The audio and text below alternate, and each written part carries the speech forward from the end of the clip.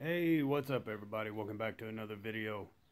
So, the chopster is getting so close to getting done. Today we're finally getting around to installing new clutch plates, and so I thought I'd share that part and let you see how I did it. So stay tuned.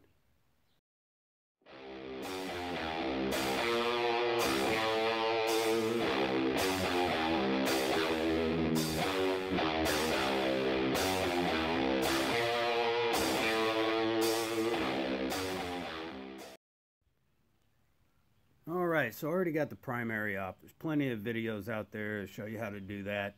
This isn't a tech video whatsoever.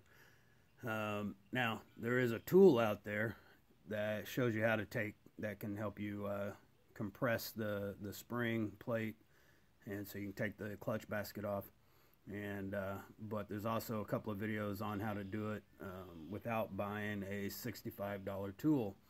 And it's basically a 3-inch PVC pipe coupling cut down. And I got this piece of metal here, this angle, whatever the heck it's called, but I ended up having to use 3 pieces before it would compress without bending too far and giving. Got it just enough. You can see the ring there, and then this comes apart and it just slides right out just like that. Alright, let's put this down here out of the way. Alright, so now what I really want to do is get in here and find the bad clutch plate. It's the pressure plate that's inside, or spring plate, whatever it's called. But the thing is my generation of Sportsters have these clutch plates that the spring plate is, or pressure plate, is riveted with brass rivets. And so we're going to take a look. The reason why I'm doing this is a couple of months ago in December, my clutch started slipping really bad, and so I decided to shut it down. And so I'm getting ready to install some new plates and get rid of. I got the Barnett extra plate kit, and so I can't do this with one hand. So let me find this plate and then I'll show that to you. Alright, and there is the infamous grenade plate. You can see there are brass rivets. Several of them have come out. These usually fail between 30 and 40,000 miles. I got about 38,000 on this bike right now, close to 40. But and as you can see, there are definitely some pieces of rivets inside the clutch basket. And so once I get the rest of these plates out, I'll clean that out, inspect for any damage. Hopefully there isn't any, and then I'll get the new plates put back in, and we'll see where we're at from there. Alright, so we finally got all the plates out. Some of them were a little bit of a pain, and so I had to make a pick to get them out, and I'm pretty sure I got all the debris out.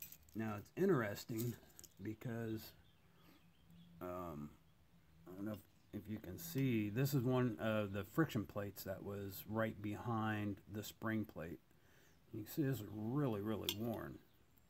So either way, several of the plates have been worn, and of course I already showed you the spring plate and how it came apart.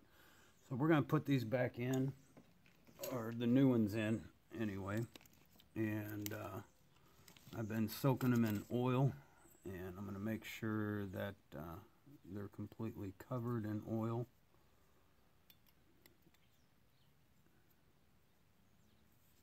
Spread some of this oil around, because some of the plates I pulled out, they seemed kind of bone dry.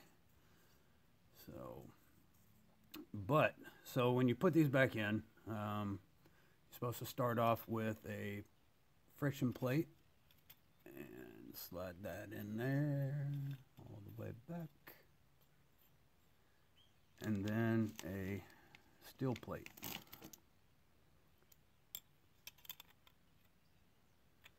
And now these are supposed to go in beveled. it looks, I believe, some of them came out, they look beveled, so I'm hoping I'm putting these in right. Alright, so let me get these in. My hands are oily and I don't want to mess with the camera, so I'll go off camera and then come back when I get all these in.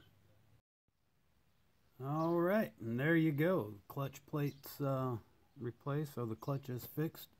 I hope. I guess we'll have to find out once we start it up. Well, so it'll be a couple of days before I even attempt to start it, and I mean, there ain't no reason that I see to even mess with it until I get the front end back on and get everything put back together and test everything out at one time. So that's about it. That's how you change clutch plates. And if you don't have to buy a $60 tool. I did it without it, but it was a pain because it took me a little bit to figure out the amount of metal that I needed without it actually bending. So a few more days, chopper will be back together and hopefully rolling down the road. We'll catch you all then. Later.